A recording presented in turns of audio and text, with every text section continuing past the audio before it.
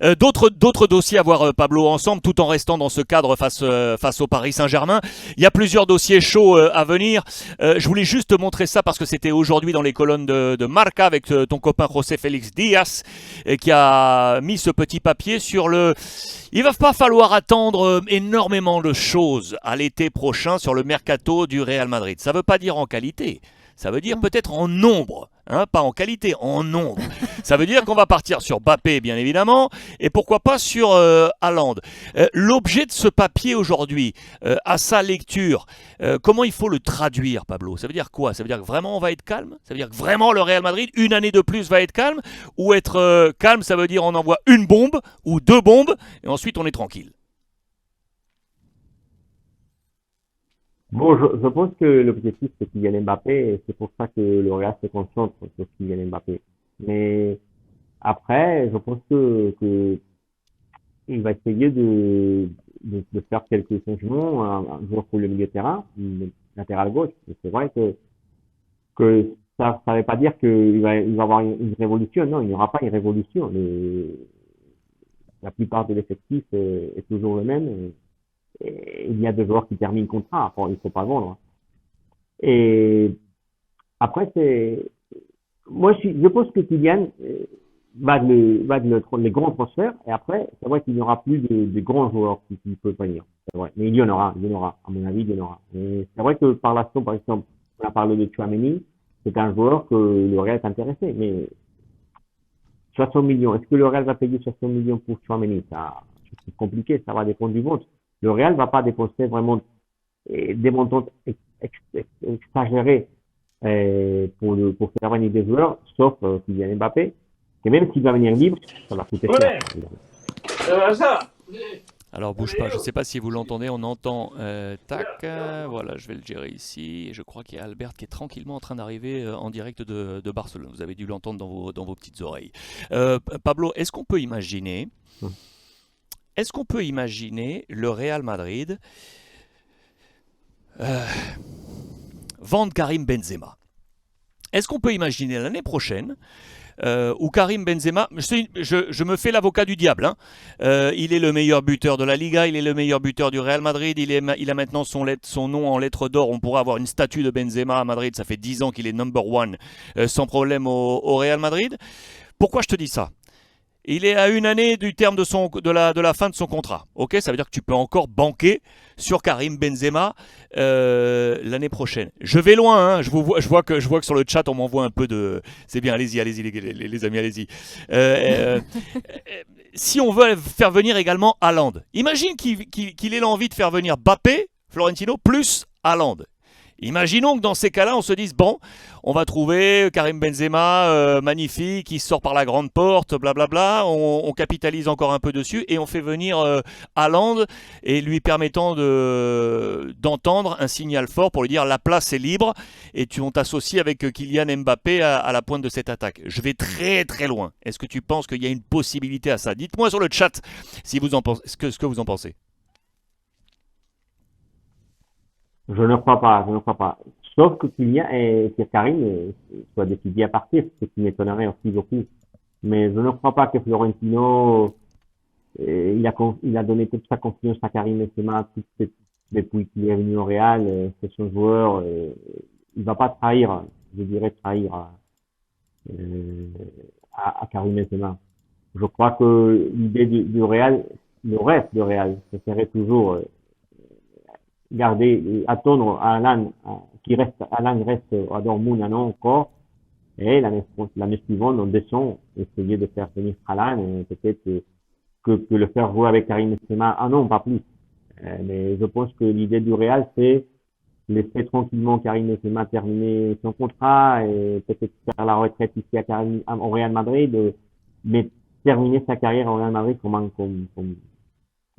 grand joueur, et le faire sortir toujours comme un grand joueur et avec tout le soutien du club et du Real et des supporters. Je ne le vois pas sortir comme ça Karim Benzema l'année prochaine, ça m'étonnerait.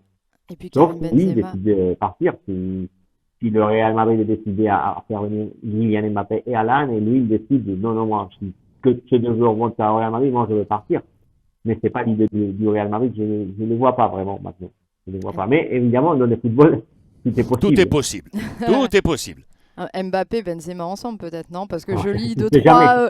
je lis deux, trois infos, enfin, qui sont peut-être pas forcément vraies, mais c'est des grosses rumeurs comme quoi Kylian Mbappé et sa famille se seraient renseignés sur des maisons à Madrid et que Karim Benzema Ouais. serait un bon soutien logistique. Alors ça, c'est pour faire monter la température, puisque on va dire que les jours jusqu'au match retour de Kylian Mbappé risquent d'être très, très compliqués niveau pression médiatique et pression étatique de la part de la France. Oui, et évidemment pour Karim Benzema jouer avec pour Kylian Mbappé jouer avec Karim Benzema c'est hyper important. Et c'est vrai qu'il y a une pression énorme en France pour que Kylian reste, mais je pense que vous me demandez l'effet de jouer Karim Benzema au Real Madrid avec Kylian Mbappé, c'est évident hyper important. Je pense que et pour Kylian aussi, je pense que la grande connexion de Kylian au Real, c'est Karim Benzema. Alors, je le vois tous les deux. Si le Real Madrid, si Kylian vraiment est décidé finalement à partir du PSG, apparemment il avait déjà décidé cet été. Et pour lui, c'est très important de garder Karim Benzema au Real Madrid pour l'adaptation et pour le fait qu'ils ont déjà joué ensemble et qu'il y a des infos évidemment et des références du Real Madrid de la part de Karim Benzema, c'est évident. Et évidemment, ils vont pas, Karim va rien dire, il va pas reconnaître, dire publiquement qu'il aimerait bien et qu'il essaye de faire venir Karim Benzema parce que c'est pas son travail, qu'il vient de Paris parce que c'est pas son travail, mais évidemment qu'ils veulent jouer tous les deux ensemble. Ah bah il y avait cette séquence-là en avant-match dans le tunnel avec la conversation entre Karim Benzema et Kylian Mbappé qui était assez cocasse, assez rigolote. On a entendu le fumier, le fameux petit surnom affectif, et Kylian Mbappé a demandé s'il allait mieux et Karim Benzema a dit je suis encore un peu blessé, mais bon voilà. Mais ça fait partie du jeu. On voit qu'il y a une énorme complicité entre eux et bon bah forcément aujourd'hui avec tout ce qu'on entend, Pablo, est-ce que Kylian Mbappé en Espagne, aujourd'hui, on se dit qu'il pourrait revenir sur le préaccord qui a déjà été fixé depuis l'été dernier? Bon, évidemment qu'il y a ici à Madrid, en Espagne, évidemment que tout le monde écoute et regarde toutes ces infos, qui parlent de la pression du PSG, et évidemment qu'ils sont inquiets parce que voilà, en Espagne, on est conscient qu'il y a un pays derrière tout un pays. Bon, je dirais deux pays, parce qu'il y a Qatar aussi, le Qatar et la France qui sont derrière le Kylian Mbappé. On est conscient que Kylian est un idole pour les supporters du PSG.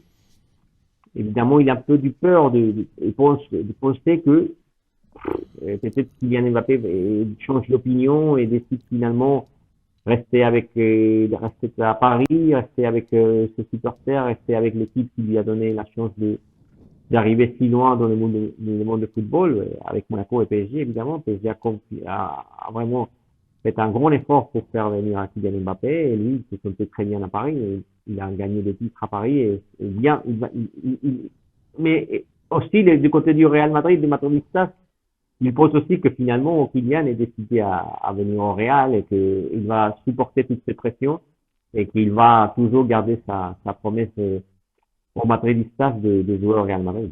Alors, petit bonbon de la chaîne Méga, c'était mardi soir, après le match. Regardez, il y a les supporters, certains supporters madrilènes qui ont dit Florentino ficha Mbappé, allez, recrute Mbappé. Ça vous rappelle pas une certaine séquence, parce que Florentino Pérez était venu dans l'émission de Josep Pedrerol, El Chiringuito de Rugones, et à chaque fois quand on lui avait posé la question, Florentino avait raconté, en gros, quand on me demande Prési, recrute Mbappé, et lui, il avait eu comme réponse tranquillo, tranquillo. Alors, on essaie de se raccrocher à ça, même si on peut voir que tout ce qu'on a entendu en France cette semaine sur le cas Mbappé, avec les pressions du président Macron, de la maire de Paris Anne Hidalgo, de l'ancien président Sarkozy, l'offre mirobolante du Qatar, on voit que finalement, eh bien, en Espagne, on s'y intéresse un petit peu. Et pour revenir aussi sur le résumé du match de Kylian Mbappé face au Real Madrid, on a mis ça, la tortue, parce que c'est le surnom aussi, on l'appelle la tortue avec le petit emoji qu'on met sur les réseaux, à manger le Real Madrid. Et pour finir, un petit bonbon, un autre. On est allé faire un petit tour des réseaux sociaux. Alors, on a dit que la Saint-Valentin à Paris, parce qu'il y a eu le repas entre le président du PSG et le président du Real Madrid, qui, selon les dires du président du PSG, il n'y a plus l'harmonie d'antan entre les deux hommes, parce qu'il y a quelques conflits, notamment avec la Super League et puis l'affaire Mbappé. Ça vous rappelle pas une certaine réunion qu'il y a eu entre deux chefs d'État il n'y a pas longtemps, avec la table qui était très, très, très, très, très, très, très longue, donc pour dire que la distanciation sociale entre les deux hommes, elle est au top. Et pour finir, eh bien, cette petite vanne sur Twitter. Alors, Florentino, on l'a vu avec le téléphone pendant le match, et il a cherché sur Google comment arrêter Mbappé, parce que c'est vrai que Carvajal a pris très très cher mardi soir. Voilà. Oui, et la question c'est que pour toutes ces infos qui ont sorti, évidemment, qui arrivent en Espagne. Mais il y a toujours un débat en Espagne, comme il y en a en France, parce que on ne sait pas vraiment qu'est-ce qui va se passer finalement. Tout le monde pense que va venir au Real Madrid, mais évidemment, on a suivi aussi la réunion, le déjeuner entre Florentino et Nasser, qui évidemment, les relations entre les clubs sont vraiment compliquées. Alors tout le monde sait que ça va dépendre de la tête de Kylian Mbappé, c'est lui qui va décider. Et finalement, c'est compliqué. Et on n'est pas personne, on n'est pas dans la tête de Kylian Mbappé. Est-ce qu'il a aujourd'hui vraiment, est-ce qu'on lui met pas trop de pression, ouais, notamment venant de France, parce que quand il y a plusieurs autorités politiques qui comme ça font un peu la pression, est-ce que on peut se dire qu'il est totalement libre de choisir? Il est totalement libre de choisir, mais c'est compliqué. Ici, en Espagne, on a dénoncé la pression énorme qu'il y a autour de Kylian Mbappé, parce que ici, il y en a, je vais vous raconter avant. Évidemment qu'ici en Espagne, on voit toutes les infos qui sortent de Paris, de l'intermédiation de Macron, la pression de l'entourage de supporters qui lui demandent de rester. Évidemment que voilà, et ça donne des doutes, ça donne des doutes parce que c'est la grande défi du Real Madrid. Peut-être que les transferts sont compliqués pour le Real Madrid, même si le joueur termine son contrat. C'est incroyable. Parce qu'il y a eu des transferts vraiment compliqués au Real Madrid parce qu'il fallait parler avec un club, trouver un accord avec un club qui ne voulait pas vendre. Mais c'est vraiment étonnant qu'un joueur qui va terminer son contrat et qui apparemment a des idées à partir, ça fait 5-6 mois, il a des idées à partir cet été. C'est vrai que c'est incroyable qu'encore, il y a des doutes, et il y en a évidemment aussi à Madrid. Le Real, c'est vrai, comme vous disiez, le message tranquillo, c'est le message plus répété en interne du côté du Real Madrid. Ça, c'est vrai. Mais après, évidemment que toutes ces infos qui viennent de la France, évidemment qui inquiète aux Madridistas, qui inquiète aux médias qui pensaient que déjà était tout fait. Et on attend tous la décision des Kylian. Donc voilà, tout est décidé ou pas vraiment. C'est ça la Pablo, question. il y a pas mal de questions. C'est pas tout décidé. Il y a pas mal de questions là qui sont en train de tomber sur le chat, et les gens qui veulent profiter de ta présence, Ouais. tu es en direct de Madrid, donc on va poser ces quelques questions. N'hésitez pas sur le chat à poser vos questions en direct comme ça, Pablo, et je lui transmets. Il y a pas mal de questions qui sont revenues sur Hazard. C'est un sujet dont on parle maintenant semaine après semaine, bien évidemment, et on en reparlera. Il y a Rilo qui te dit à l'instant, est-ce qu'il faut aller chercher un arrière droit? Est-ce qu'on va, in fine, trouver un arrière droit qui prendra la succession de Carvajal? On a pris Lucas Vázquez qui joue en mode couteau suisse sur ce côté, mais est-ce qu'on va chercher un latéral droit? Le Real, comme vous disiez, vous avez montré avant l'info, n'est pas décidé à changer beaucoup de choses. Comme je disais, concentrer en Mbappé, après faire petits changements. Mais évidemment que d'ici jusqu'à la fin de la saison, ça va être vraiment important la performance de Carvajal. Évidemment qu'il y aura des doutes sur le latéral droit, c'est évident, parce que Carvajal n'est plus le même, ça fait déjà longtemps. Et le problème, c'est le marché, c'est cher. Tu vas, si tu vas trouver un latéral droit et ne pas dépenser beaucoup d'argent, c'est compliqué. Il y avait l'option d'Akraf, mais Akraf, ils sont vendus pour 40 millions. Et maintenant, c'est pas une possibilité. Comment ils ont pu perdre Et Hakimi? voilà, Comment à tu mon peux avis, perdre comment tu peux perdre Hakimi qui est parti à l'Inter il y et a, ensuite avec le PSG? il y avait c'était une étape compliquée avec le Covid, le Real. On dit que économiquement, financièrement, il n'y a pas de problème au Real, c'est vrai, mais évidemment que c'était obligé à vendre des joueurs, comme tout le monde. Et quand tu arrives à une offre de 40 millions pour Akar, tu penses qu'Akar Carvajal, c'est ton latéral droit titulaire. Tu décides de prolonger Lucas Vazquez comme latéral droit parce qu'ils ont prolongé Lucas Vazquez comme latéral droit. Hmm. Et il a resté à la condition de jouer au côté droit comme latéral. C'est terminé pratiquement l'option de Lucas Vazquez de joueur offensivement. Mais est-ce que Bon, c'était c'est pas. normal, peut-être, là, tu comprends de le vendre. Et après, quand tu vois que Carvajal n'arrête pas de se blesser et qu'il y a un problème à latéral droit, bon, peut-être évidemment que maintenant, ils n'auront pas vendu Hakimi, mais c'est déjà trop tard. Il faut le savoir avant, Hmm. évidemment. On disait à l'époque qu'Achraf ne convenait pas à Zinedine Zidane, en fait, c'est qu'il rentrait pas dans ses plans et que Zizou lui avait conseillé d'aller faire ses classes ailleurs. Oui, oui. Et c'est vrai que finalement, tout le monde pensait qu'il y avait une grande feeling entre Zidane et Akkar, mais je pense que Zidane vraiment n'a pas montré finalement toute sa confiance en Akkar. Et lui, il a décidé, c'est pour ça il a décidé aussi partir, parce qu'il voyait que ce n'était pas un latéral titulaire et que ce serait compliqué de jouer au Real Madrid s'il y avait Carvajal.